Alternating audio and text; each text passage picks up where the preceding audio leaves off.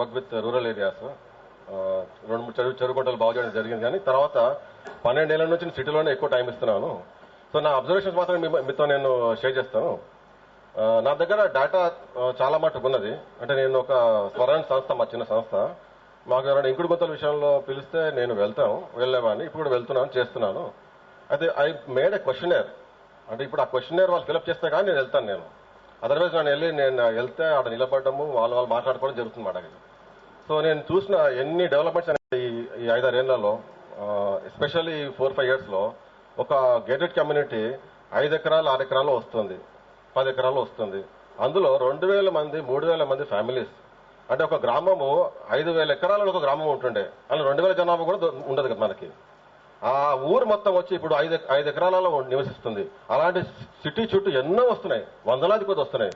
వాళ్ళు ఎవరు కూడా ఆ పడే నీళ్లు, వర్షం నీళ్లు బయటికి వెళ్ళిపోవడమే కానీ అక్కడ ఎవరు కూడా ఎట్లా కీప్ చేస్తాము, మాక్సిమం మనం ఆపుకుందామా లేదా అనేది మాత్రం చాలా మటుకు బిల్డర్స్, ఆర్కిటెక్ట్స్ ఎవరు డిజైన్ చేయడం లేదు. ఇది చాలా దారుణం. మమ్మల్ని పిలిచినప్పుడు మేము వెళ్తే మేము ఏమి చేయలేము. ఎందుకంటే ప్రతి స్పేస్, ప్రతి ఇంచు ఏదో ఒక దానికి పర్పస్గా ఉంటుంది. అది ఏది డిస్టర్బ్ చేయలేము మేము. అయినా కూడా మా అనుభవంతో 40-30% ఏదో 50% నీళ్ళని బోర్ల ద్వారా ఒక ప్రాపర్ మెథడ్లో మేము ఇంకింప చేయగలుగుతున్నాము. అలా మేము చేసిన చోట నిఫ్ట్లో 10 ఎకరాల్లో 15 ట్యాంకర్లు డైలీ అవసరం పడేది వాళ్ళకి. ఆ నీళ్లు ఎక్కడికైనా వస్తాయి, పక్కన ఊర్లు, మండలాలకు వెళ్ళి తీస్తారు వాళ్ళు, బోర్లకి వెళ్ళి. డబ్బులు ఉన్నాయి, పేమెంట్ చేస్తారు, గవర్నమెంట్ కానీ పర్సనల్ అమౌంట్ కానీ. ఆ ట్యాంకర్లు వస్తూనే ఉంటాయి. ఆ పక్కన పొలాలలో కానీ చెరువుల కింద కానీ బోర్లు వేస్తారు, వస్తూనే ఉంటాయి అక్కడ. సో అట్లా ఆ నిఫ్ట్లో మాత్రము 15 ట్యాంకర్లు, పెద్ద ట్యాంకర్లు 2 ఏళ్లలో జీరో అయిపోయినాయి. ఇప్పుడు వాళ్ళకి 40 లక్షలు ఏడాదికి ఆదా అవుతున్నది. అలా నేచర్ క్యూర్ హాస్పిటల్ బల్కంపేటలో కూడా ఇలా జరిగింది. 2 ఎకరాల ఒక పడే వర్షంని ఒక బోర్కి నేను మళ్లించాను. అంటే 2 బోర్లు వేస్తారు వాళ్ళు, నీళ్ళు రాలేదు, వదిలేస్తారు. ఒక్కొక్కటి 1000 ఫీట్ల బోర్లు, అంటే దాదాపు 2 లక్షలు ఖరీదు అది ఒక్కొక్కటి. ఇలా కొన్ని వేల బోర్లు హైదరాబాద్ లో, నేను లక్షలు చెప్పాను, నేను వేల బోర్లు ఉన్నాయి. అది సర్వే చేస్తే బాగుంటుంది మన గవర్నమెంట్.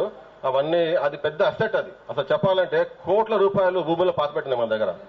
దాన్ని మనం సరిగ్గా ఈసారి చెప్పినట్టుగా వర్షం పడగానే హైదరాబాద్ లో చిన్న వర్షం రాగానే బయట 1 ఫీట్ 2 ఫీట్లు తేలుతూ ఉంటుంది.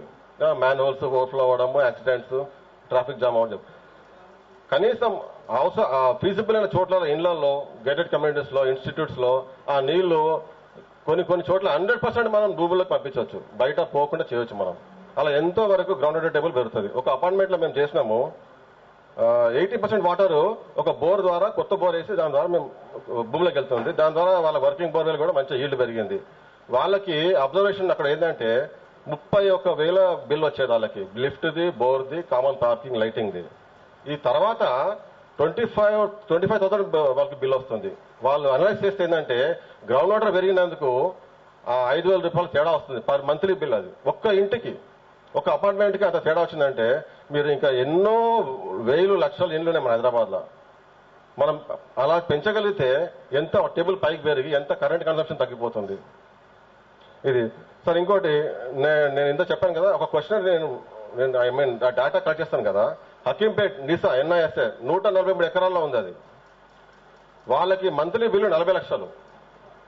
మరిచెన్నారెడ్డి ఇన్స్టిట్యూట్ ఉంది, మంత్లీ బిల్ 40 లక్షలు. అంటే ground water plus water works water ట్యాంకర్లు అన్ని కలిపి 40 లక్షల బిల్ వస్తుంది. అదంతా మన ట్యాక్స్ మనీ.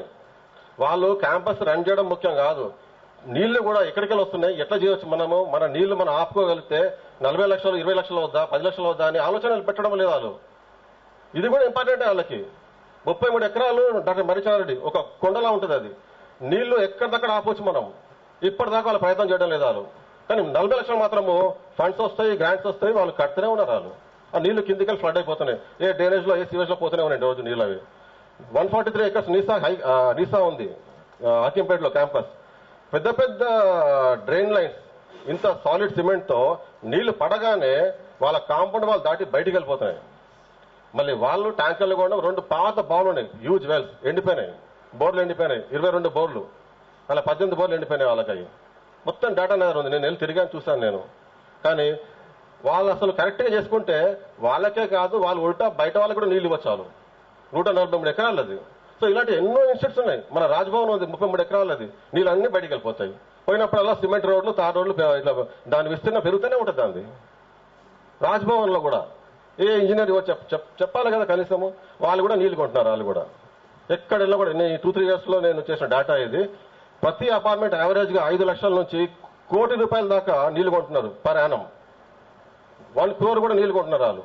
కానీ ఆలోచన ఎవరు పెట్టడం లేదు, అసోసియేషన్ పెట్టడం లేదు, ఇండివిజువల్ పెట్టడం లేదు. ఇంకోటి ఇప్పుడు వాటర్ వర్క్స్ వాళ్ళు కొత్తగా మొన్న ఏదో లాస్ట్ మంత్ ఒక స్కీమ్ ఏదో పెట్టారు. వాళ్ళు ఎంత జనరలైజ్ స్కీమ్ అంటే ఒక బోర్ వేస్తాం మేము నీళ్ళు ఆపుతామంటారు. అరే కొన్ని వేల బోర్లు ఆల్రెడీ రెడీ ఉన్నాయి మీ ముందు.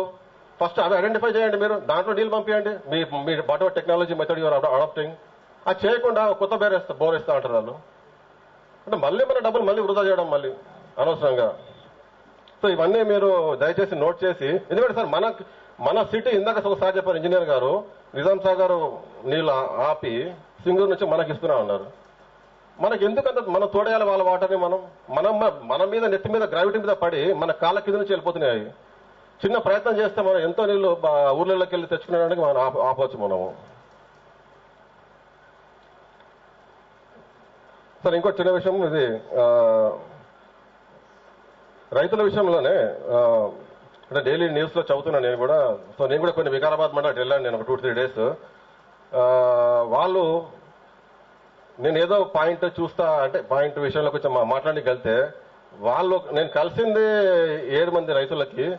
అందరూ కూడా బోర్లు, నేను దసరా కల్లా బోర్ వేస్తాను సార్, దసరా నాకు పంట కాపాడుకోవాలి అంట. అక్కడ వాళ్ళ చెరువు దూరం ఉంది, కాలువలే వాళ్ళకి. ఒక్క చెరువు ఉన్నది 40 లక్షలు పెట్టి, దుర్గం చెరువు అది 40 లక్షలు పెట్టి డీసిల్టింగ్ అయింది, ఏదో రివిట్మెంట్ అయింది. కానీ ఆ పడే వన్ ఆఫ్ ద పెద్ద కొండ కనీసం 500 acres ఉంటుంది ప్లేన్ ల్యాండ్ పైన. ఆ నీళ్లు వెనకాల నుంచి పడి దూకుడు అని చెప్పేసి అలా వీళ్ళ పొలాల నుంచి దాటుకుంటూ వేరే మండలానికి పోతున్నాయి.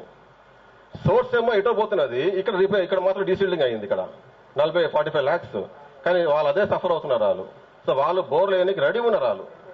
సో ఇంకోసారి వార్తలు ఏంటంటే రైతులు 23 వయసు ఉన్న రైతు 3 బోర్లు వేయడము, తర్వాత 44 ఉన్న అంటే వయసు అంటే చెప్తున్నాను, చిన్న రైతు చిన్న వయసు కాబట్టి 14 బోర్లు 22 బోర్లు వేశారు.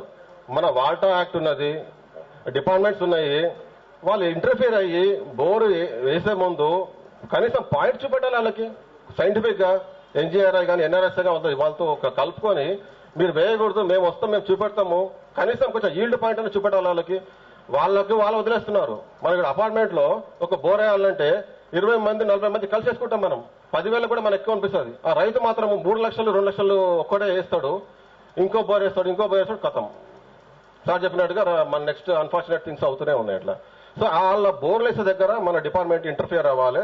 వాళ్ళకి వేసుకొని ఇవ్వండి, కానీ కరెక్ట్ గా లొకేట్ చేసి ఇవ్వండి. మీరు 10 బోర్లు ఏమనివ్వకండి, ఒక్క బోర్ ఏనివ్వండి. And take some measures, sir చెప్పినట్టుగా వర్ధకట్టలు, కాంటూర్ బర్డ్స్ వేయండి, దాన్ని రిప్లేస్ చేస్తాం మళ్ళీ ఆ బోర్కి మళ్ళీ. Thank you sir, thank you very much. Thank you Subhash Reddy sir. ఇంకా ఎవరైనా ఉన్నారా?